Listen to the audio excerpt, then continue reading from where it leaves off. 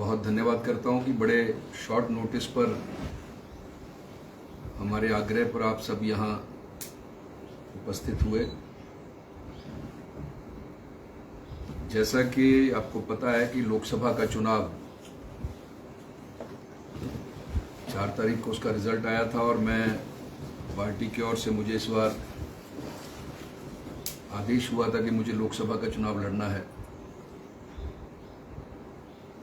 और 70 दिनों का बहुत लंबा चुनाव था ये और बहुत कड़ी गर्मी में ये चुनाव लड़ा गया और 4 तारीख को रिजल्ट आया और 15 तारीख को मैं जो कांगड़ा चंबा की जनता जनार्दन है और ये कांगड़ा चंबा के जो मेरे आदरणीय कार्यकर्ता हैं जिनको मैं अपना भगवान मानता हूं, क्योंकि मैंने इनसे वादा किया था कि यदि मुझे आप सांसद बनाकर दिल्ली भेजेंगे तो मैं एकदम से दिल्ली तो मैं राजीव भारद्वाज बन के जाऊंगा, लेकिन दिल्ली से वापस इस लोकसभा क्षेत्र के सेवक के रूप में आपके चरणों में आ जाऊंगा। और मैंने ये अपना वादा निभाते हुए 10 दिनों के भीतर ही जनता जनार्दन के अपने कार्यकर्ता मित्रों के चरणों में यहां आकर इनका कोटि कोटि धन्यवाद करना शुरू कर दिया है और एक कार्यक्रम के तहत आपका सांसद आपके चरणों में, ये हम सब कार्यकर्ता मित्रों ने बैठ के निर्णय किया था कि एकदम से अपने कार्यकर्ताओं के बीच में और जनता जनार्दन के बीच में जाकर उनका कोटि कोटि धन्यवाद किया जाए। और मैं आप सबके चैनल्स के माध्यम से एक बात अवश्य कहना चाहता हूं कि इतनी कड़ी गर्मी में, इतनी तेज गर्मी में ये चुनाव लड़ा गया। इस लोकसभा क्षेत्र के जो लोअर क्षेत्र हैं, जैसे आपका चंबा भी है और नीचे का नूरपुर का क्षेत्र है, पालमपुर से नीचे का क्षेत्र है, वहां पे इस बार टेम्परेचर 44 डिग्री तक गया। और मैं तो एक कैंडिडेट था, कैंडिडेट के नाते मुझे काम करना ही था, मुझे जाना था जनता जनार्दन के बीच में। मैं तो केवल एक विधानसभा क्षेत्र में 5-6 अपने भाषण करके अगले पड़ाव की ओर चल देता था। लेकिन ये जो कार्यकर्ता मित्र हैं हमारे, जिनको मैं अपना भगवान मानता हूं, इतनी कड़ी गर्मी में बूथ स्तर तक जाकर मोदी जी की योजनाओं को जनमानस के बीच में पहुंचाना, मोदी जी के जो पिछले 10 वर्ष का जो भारत के प्रधानमंत्री के रूप में कार्यकाल है, उस कार्यकाल के एक एक शब्द को जनता के बीच में लेकर जाना और उसको वोट में परिवर्तित करना, उसको वोट के रूप में परिवर्तित करना, ये काम केवल वही कर सकते थे।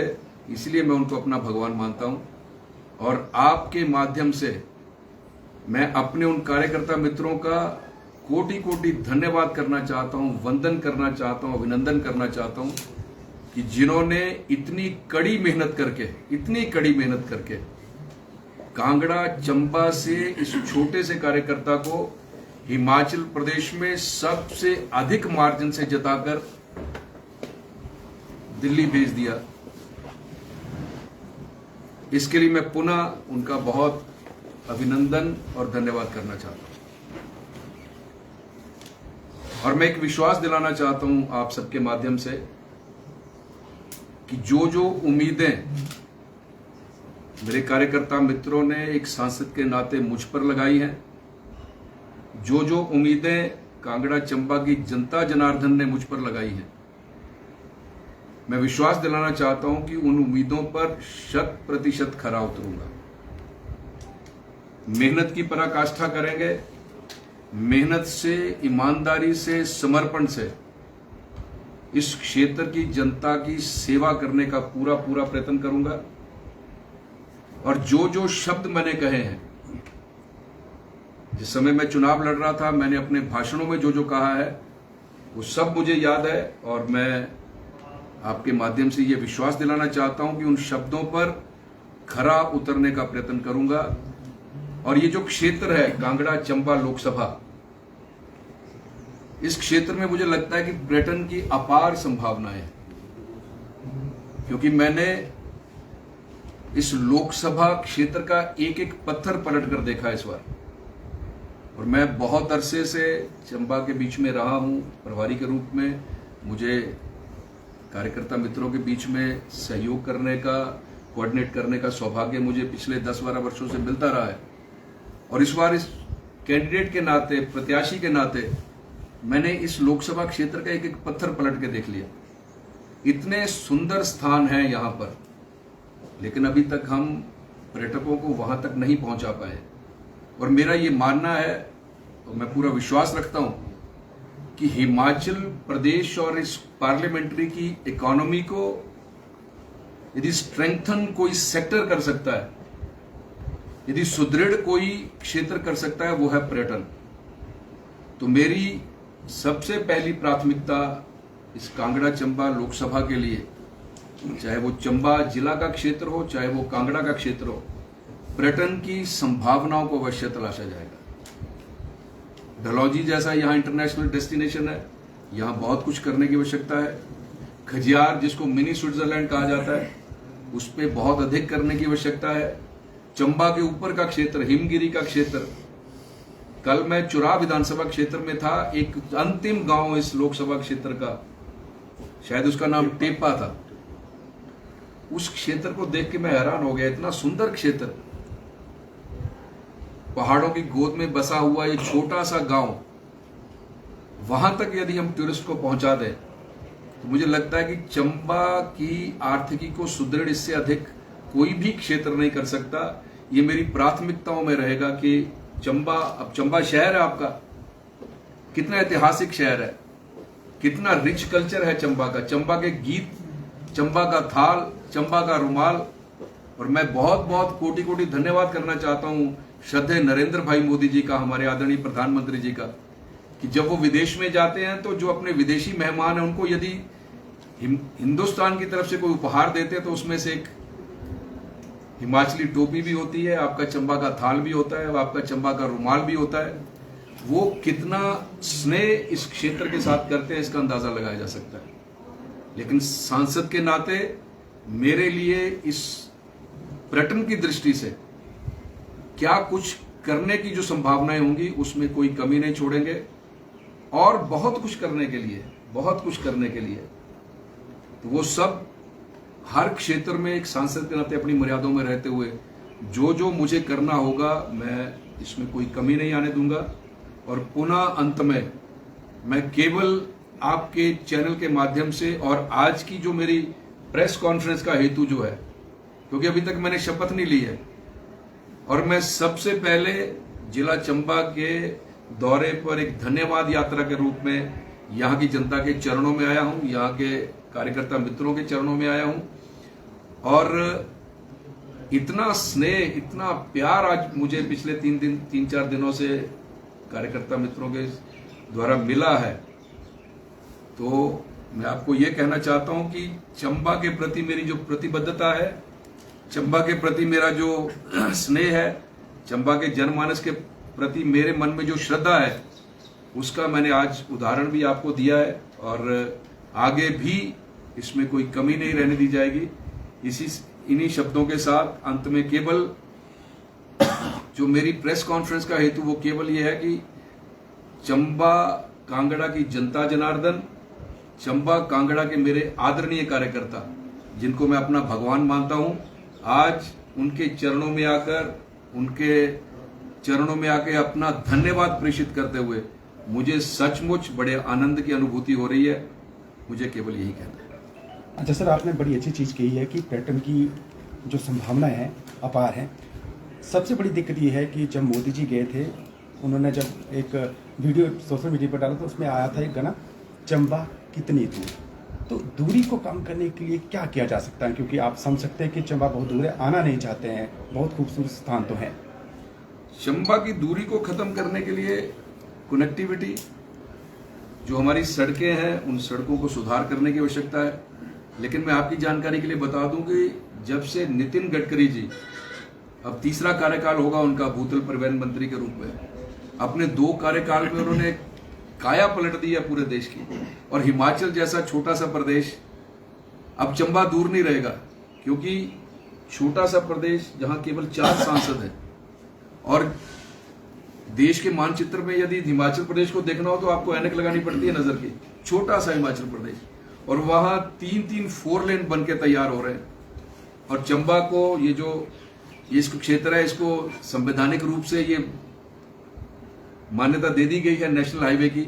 उसमें अब जाकर मेरी जिम्मेवारी है कि दिल्ली जाकर इस चीज को देखें कि वो जो मामला है कहां तक पहुंचा है और कहां तक उसको आगे ले जाने की आवश्यकता है। इसलिए अब चंबा दूर नहीं रहेगा, क्योंकि चंबा का सांसद, चंबा का सेवक, चंबा का भाई बेटा राजीव भारद्वाज पूरा जी जान लगा देगा चंबा की दूरी दूसरे क्षेत्रों से कम करने में।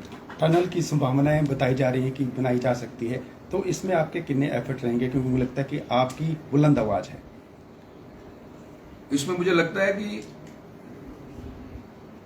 सैद्धांतिक रूप से मंजूरी मिल गई है, लेकिन अब दिल्ली जाकर पता चलेगा कि ये मामला कहां तक पहुंचा है और इसको आगे तक ले जाने में। क्योंकि मैं सबसे पहले तो ये कहना चाहता हूं कि जितने हमारे यहां के विधायक हैं, हमारी पार्टी के विधायक, हमारी पार्टी के वरिष्ठ नेता, इन सबके साथ बैठकर चर्चा करके इस मामले को किस तरह से दिल्ली में एक वकील के रूप में रखना है, इनके साथ चर्चा करके ये बात आगे बढ़ाई जाएगी। और एक बात मैं कहना चाहता हूं, जैसे मैंने कहा कि चंबा में पर्यटन की बहुत संभावनाएं है, लेकिन इसके लिए थोड़ा सा समय चाहिए। और समय इसलिए चाहिए क्योंकि हम सब लोग बैठे थे, कुछ ऐसे लोग मुझे मिले थे कि जिनका कोई दलगत राजनीति से कोई संबंध नहीं है, लेकिन वो कांगड़ा चंबा के विषय में बहुत अधिक जानते हैं।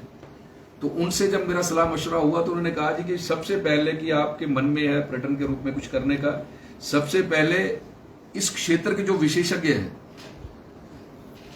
जैसे यूनिवर्सिटीज हैं उसमें पर्यटन विभाग होता है, उसके जो विशेषज्ञ वहां पढ़ाते हैं, प्रोफेसर्स हैं, विशेषज्ञ हैं, कुछ ऐसी एनजीओज हैं जो इस दृष्टि में बहुत अच्छा काम कर रही हैं, तो उनके साथ बैठकर उनके साथ सलाह मशवरा करके उनका मार्गदर्शन लेकर, क्योंकि वो विशेषज्ञ हैं इस क्षेत्र के, उनका मार्गदर्शन लेकर आगे बढ़ने की कोशिश करेंगे। ये मैं आपको कहना चाहता हूँ। सर, कनेक्टिविटी की बात की आपने, तो आपको नहीं लगता कि रेल या हवाई क्षेत्र में भी विकास होना चाहिए चंबा में? बड़ा अच्छा प्रश्न है आपका, और ये मेरे मन में है, क्योंकि रेल जहां पहुंचती है वो उस क्षेत्र की लाइफलाइन बन जाती है। जैसे हमारा कांगड़ा का जो लोअर क्षेत्र है जहां से ट्रेन जाती है, हालांकि वो टॉय ट्रेन है, नैरो गेज ट्रेन है, लेकिन वहां के क्षेत्रों के लोगों के लिए बहुत अधिक सुविधा प्रदान करती है। और मुझे लगता है कि इसके लिए आवश्यकता तो है। डलहौजी जैसा इंटरनेशनल डेस्टिनेशन है, चंबा जैसा ऐतिहासिक शहर है, तो लेकिन मैं ये कहना चाहता हूं आपके चैनल के माध्यम से कि इसके लिए बहुत कड़ी मेहनत करने की आवश्यकता है, और कोशिश करेंगे कि माननीय रेल मंत्री जी अश्विनी वैष्णव जी, क्योंकि हमने बैठ के निर्णय किया था कि अपने इस क्षेत्र के विकास के लिए 5 मंत्रालय ऐसे हैं जिन मंत्रालयों में जाकर सबसे पहले तो खुद समझेंगे उस बात को, फिर उन मंत्रालयों के जो हमारे मंत्री लोग हैं उनसे बैठकर बातचीत करके, और इस क्षेत्र के जो हमारे वरिष्ठतम नेता हैं सबके साथ बैठकर उनसे बातचीत करके रेलवे के विस्तार के लिए, पर्यटन के विस्तार के लिए, कनेक्टिविटी के लिए इन 3 क्षेत्रों में काम करने की बहुत अच्छी, विशेषकर जिला चंबा में, और उसके लिए कोशिश करेंगे, रेलवे के विस्तार के लिए कोशिश की जाएगी। धार्मिक पर्यटन के लिए क्या सोचा आपने? क्योंकि चंबा में अपार संभावना है सबसे ज्यादा। धार्मिक पर्यटन, यदि आप कनेक्टिविटी दे देंगे, यदि आप टूरिस्ट को अच्छी सुविधाएं दे देंगे, तो इससे बढ़िया तो स्थान ही कोई नहीं है। तो शिव भूमि है, देव भूमि है, लक्ष्मी नारायण का ऐतिहासिक मंदिर यहाँ पर है। तो जब हम ये सुविधाएं सारी दे देंगे, और मुझे एक और लगता है कि कोशिश करेंगे कि यहाँ हवाई सुविधाएं, क्योंकि ऐसे ऐसे मैंने स्थान देखे हैं जहां पर टूरिस्ट को यदि हम पहुंचा दें तो 8-10 दिनों तक तो वो केवल पहाड़ों को निहारते रहेंगे। इतने खूबसूरत पहाड़ हैं, अभी भी बर्फ से भरे हुए पहाड़ हैं। वहां कोशिश करेंगे कि हेली टैक्सी की जो सभी सुविधा है, इसके लिए कोशिश की जाएगी। सर, आप चंबा कांगड़ा के सांसद हैं, तो हमेशा ही प्रश्न उठता रहा है कि जो कांगड़ा का सांसद होता है वो कांगड़ा के लिए सांसद निधि अधिक खर्च करता है और चंबा के लिए कम। तो इसके किस विषय में आप क्या कहना चाहेंगे? क्या आपका विजन है? आपका सांसद, आपका सेवक सबसे पहले आपके बीच में आया है। तो पहला तो उदाहरण ये हो गया कि मैं अभी तक कांगड़ा नहीं गया हूं धन्यवाद करने, मैं सबसे पहले आपके बीच में आया हूं, ताकि सबसे पहले ये बात सबके मन में आ जाए कि मेरे लिए चंबा मेरा दूसरा घर है, कांगड़ा मेरा घर है जहां मैं रहता हूं, लेकिन चंबा भी मेरा उतने ही नजदीक है जितना नजदीक मेरा कांगड़ा है।